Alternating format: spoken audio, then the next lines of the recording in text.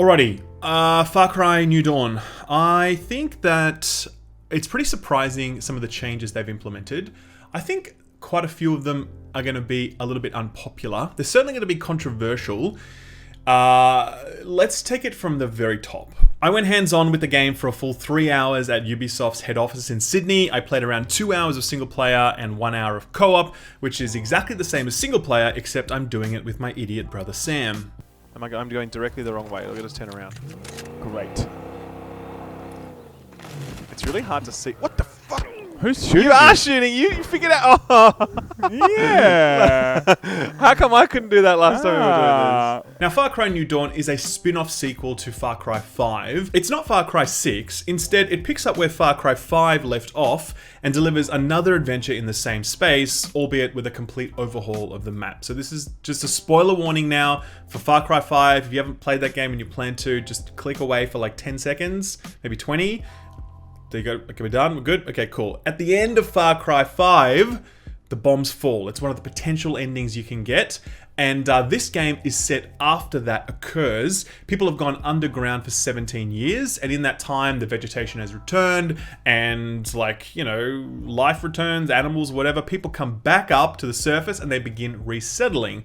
They set up this little community called Prosperity, and life's all hunky-dory until all of a sudden the Highwaymen rock up, who are this band of outlaws, and they serve as the game's antagonists. And you, basically, as the hero, need to go and make sure that the Highwaymen are no longer a problem and help rebuild society as you're doing all of that. That's the basic premise.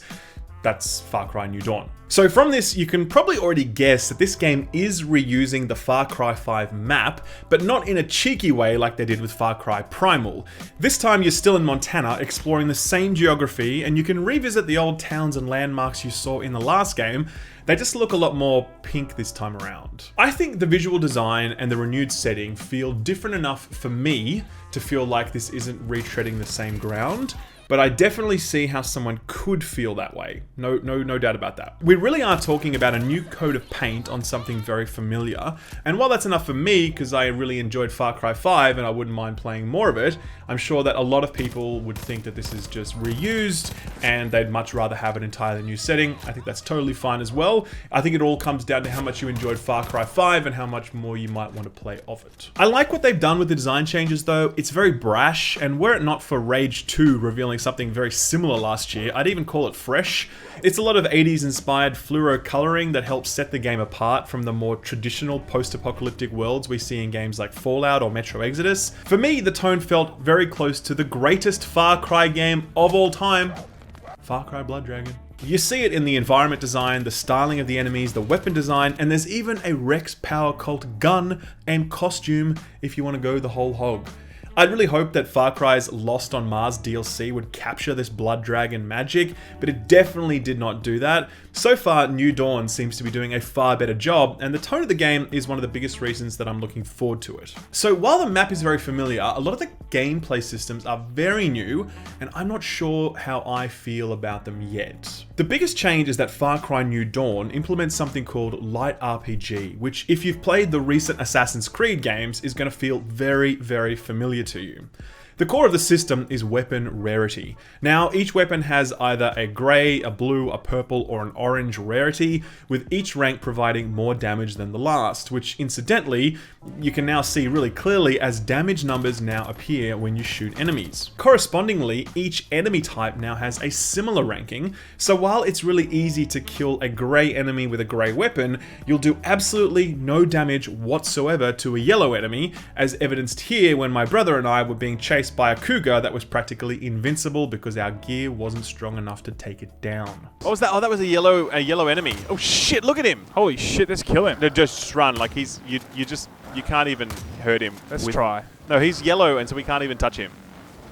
Looks like he's got one of those Resident Evil things under him. Yeah, he does actually look like yes. He's got like a gas cloud and shit, and man, he's really persistent. No, he's not giving up. He's like, I'm in the wrong game. This is a pretty massive difference between previous Far Cry games and this one, and I know a lot of people won't like this because it immediately limits the open world freedom that is core to the Far Cry franchise. During the briefing at the preview event, the presenter said something along the lines of, you know, you can do this, you can do that, you can do that, and because it's a Far Cry game, game, you can do whatever you like, wherever you like, whenever you like. You can go out, there's no rules about that. And that was true in previous Far Cry games, but it's actually not true here. Because there are certain missions that you can't do because you don't have high enough gear to be able to do them. And there are certain enemies that you'll bump into that are literally just invincible, and you can't do anything other than run away from them when you encounter them. It's a very big shift in terms of mechanics for the Far Cry franchise, and as I said, I don't know yet how that's going to land. For me, I always have issues with systems like this when these level gates simply wall off content without providing a meaningfully different experience when I get there. Like, if I'm doing the exact same thing on a blue mission as I am on a purple mission, then why did you gate them? It's just the same thing. From what I'm seeing here in Far Cry New Dawn, I think that might be lacking. Now, I want to be clear about this. I don't think a system like this with rarities and sort of gating off content, etc. is inherently bad. It works in a lot of games because it creates a sense of progression and achievement and a tangible measure of player power. But the devil really is in the details with a system like this. If the majority of the game is unaffected by this and I can still pretty much go wherever I want, anytime without being limited, then fair enough. This is probably not a big deal. But if the entire game is structured around this, then I do worry that the system will hurt the open world freedom, which has been so core to the Far Cry series since its inception. One feature I actually really liked was the base building component. See, to be able to craft higher level weapons or vehicles or increase your maximum health or gain access to higher level missions, you need to level up prosperity, the base. You do this by completing missions which awards you with ethanol, which can then be spent to make base upgrades. You can choose what you want to advance first, so if getting access to high level guns is your focus, then that's what you do. Similarly, if you'd like to get access to a helicopter ASAP, then that's where you'll spend your resources. I think I probably would have preferred if this base building wasn't tied to the RPG level gating mechanics I spoke about earlier, but again, we'll have to see how this all shakes out upon release. Crafting is a pretty core part of the game now as well. Materials like duct tape and springs and whatever else pepper the map.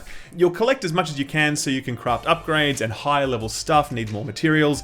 It does fold into the whole light RPG thing, and I don't really mind because collecting resources was always a part of Far Cry games, so this actually makes a lot of sense. As for the weapons, I think they're all pretty much the same as the previous game, except for the saw gun, which is fucking sick. It literally just fires saw blades, and it has so much auto aim on it, and it ricochets like crazy. They're like heat-seeking razors, I guess. Very easy to get massive multi-kills with this thing. Very easy to use, very satisfying. This was definitely my weapon of choice during the playthrough, and I expect I'll always have one equipped when I play the final version of the game. One new feature is called Expeditions. So the way this works is that you can unlock this guy by leveling up your base, and then he'll fly you to a specific mission location. Now, these missions are set outside of Montana, so it's a chance to see some other parts of the country. The location I was taken to was a crashed air carrier, and I had to go in, I had to extract a package and get out. I really liked it. It was nice, fresh scenery. It was a scripted, tense scenario. I had to hold out at the beach while I waited for evac. It was fun. It was nothing earth-shattering, but it was overall really enjoyable. As I mentioned, the entire game is co-op. I feel like this is the best way to play a game like this, given how many shenanigans you can get up to, and given the fact that Metro and Rage 2 are both strictly single-player offerings, this might be a feature that tips the balance for a lot of people. Oh my god, quick, gotta help me, Sam, I'm being attacked. Help! This thing. Holy shit. We got him. Just keep doing this. We'll eventually get him. Oh god, use medkit. Good doggy. Okay, it's not it's really not doing very well. Well shit, he's attacking me now because he knows you're doing nothing. He's like, go for the alpha first. Feisty feline. Oh my god, I have no medkits left. I'm out of ammo completely. Okay. I don't know what to do. Look at this guy's going to attack this guy. He's dead. He's dead for sure. Yep, he's okay, KO. Okay, yeah, he just ate that beautifully. These things just shred everyone. Look at this. Look how much damage he's taking. He doesn't give a fuck. All right. Get in the car. Got him. Get in the car, get in the car. So this is probably a good time to take a step back and talk about the value proposition of Far Cry New Dawn.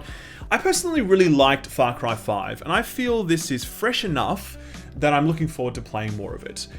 If you didn't like Far Cry 5, I don't think you're going to enjoy this. And similarly, if you just sort of got bored of Far Cry 5 at the end, then this doesn't feel different enough that it's really going to change your mind and say, well, I'll give it another go. It's not for those sorts of categories of players. I really think it's for people who really enjoyed Far Cry 5 and want more of it with some of the stuff mixed up so it feels a little bit fresh, but still very, very familiar. The light RPG stuff is also going to be a flag for some people, though I'm always happy when developers are trying new things, and I want to give them the benefit of the doubt. The system could be really great, so I'm definitely not passing judgment. It's just something that I'm looking at and I'm like, hey, how's that gonna land at the end of the day? Metro Exodus comes out the same day as this, and so does Anthem if you have the EA subscription thing.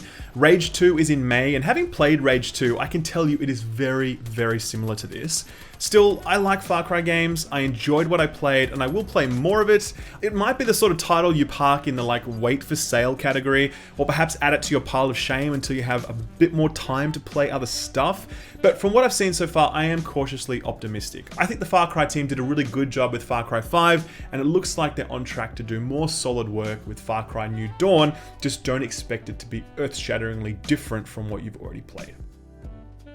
Thanks very much for watching. If you liked the video, remember to like and subscribe and hit the notification bell. And if you really enjoyed the video, consider supporting me on Patreon. Thanks and see you next time. Bye-bye.